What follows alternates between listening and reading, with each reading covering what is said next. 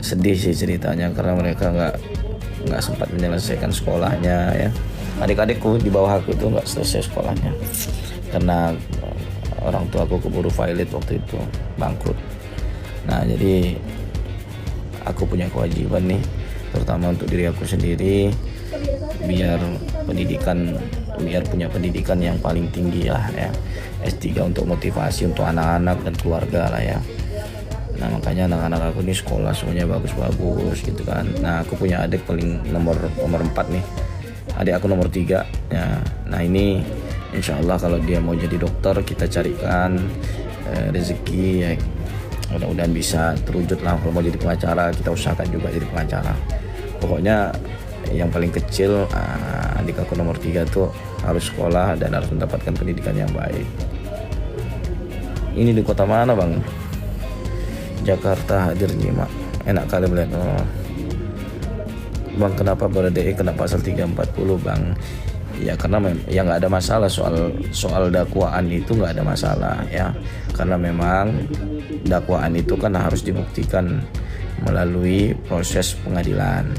Nah kalau kita lihat ya, apakah ada motif Baradae untuk melakukan pembunuhan itu, nah apalagi pembunuhan berencana.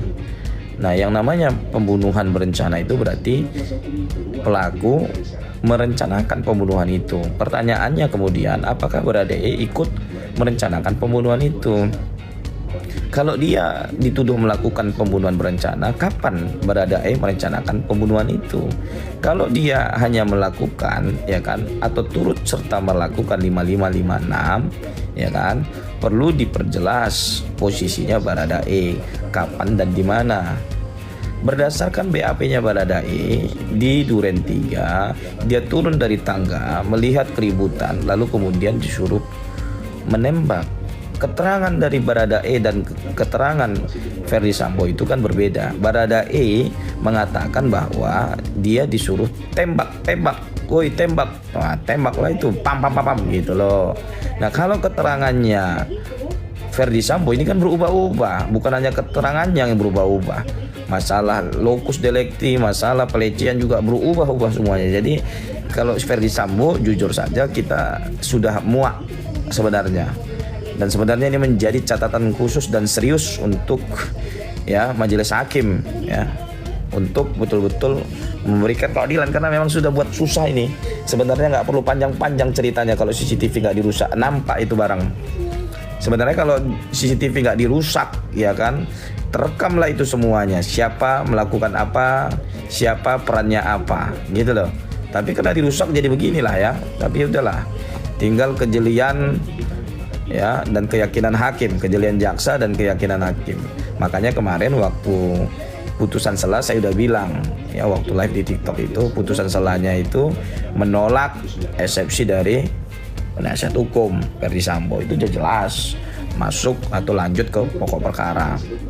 Nah hanya saja ini lagi proses membuka tabir fakta-fakta ya, untuk menentukan dan membentuk keyakinan hakim kira-kira ya Ferdi Sambo ini dapat hukuman berapa, PC ini dapat hukuman apa gitu loh. Nah kira-kira Baradae ini dihukum atau dibebaskan. Kalau menurut saya ya, ini menurut saya nih layak ya Baradae ini dibebaskan dengan pasal 49 itu, karena tidak kuasa menolak perintah jenderal atasannya ya, karena tidak ada motif Baradae untuk membunuh. Dia hanya melaksanakan perintah jenderal komandannya yang memang dalam keadaan seperti itu susah sekali untuk melawan gitu loh, susah sekali. Jadi menurut saya ya, kalau misalnya saya disuruh tembak nih, nah sama atasan saya, atau misalnya saya disuruh maling tapi saya ditodongin senjata nih, kalau enggak saya ditembak gitu loh. Nah mau enggak mau saya harus mengambil itu. Nah itulah yang dimaksud dengan pasal 49 itu, overmah, daya paksa, noder gitu ya. Nah itu maksudnya adalah ya di bawah kekuasaan kita, di luar kekuasaan kita ya, kita di dalam penguasaan orang lain ya, seperti Baradae itu di bawah atau dalam penguasaan Ferdi Sambo gitu loh. Jadi kalau kemudian kenapa bisa 340? Ya memang untuk membuktikan apakah betul-betul ini dia di bawah tekanan atau dalam penguasaan Ferdi Sambo, yaitu pengadilan lah nanti.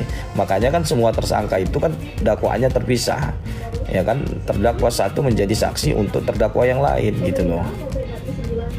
Jadi kalau hemat saya, tanpa mendahului putusan hakim, ini menurut saya ya, Baradae tidak pantas untuk dihukum. Tidak pantas untuk dihukum kalau berdasarkan BAP-nya ya. Karena kalau pembunuhan berencana itu berarti kan ikut menskenariokan, ada perencanaan. Tapi kalau Baradae kan mendengar ribut-ribut, terus turun dari tangga, terus dipanggil, ambil senjata, suruh tembak. Nah, ditembaklah sama dia. Kan dari BAP-nya tembak woi, bukan tembak woi langsung ditembak begitu. Kalau misalnya tembak woi langsung tembak, wah itu berarti tanpa berpikir. Bisa saja itu pun masih ya, berarti kan bisa saja memang ada ya gimana ya, berarti ada ketidaksukaan atau memang ada motifnya. Tapi kalau misalnya ada berpikir tembak woi, tembak, nah artinya kan dia berpikir, waduh, jadi ada keraguan dalam dirinya untuk menembak si Joshua ini. Tapi karena diperintahkan tembak, nggak kuasa untuk menolak perintah atasannya, akhirnya ditembaklah almarhum ini gitu loh. Nah, pertanyaannya kemudian kan, apakah Joshua sebelum ditembak oleh Baradae sudah dalam keadaan tidak berdaya? Nah, ini juga menjadi pertanyaan. Nah, saya kan nggak ngikutin nih sidangnya. Nah, itu juga penting ya. Apakah sudah tidak berdaya ketika Baradae menembak, atau dalam keadaan kokoh Baradae melakukan penembakan? Nah, itu fakta-fakta itulah yang diungkap ya, sehingga jelas ini kasusnya. Karena kan mereka aja yang di dalam itu ya. Makanya yang diminta oleh keluarga almarhum itu adalah kejujuran dari Ferdi Sambo, kejujuran dari Baradae RR, Baradae ya, Kuat Ma'ruf ya. Itulah yang diharapkan.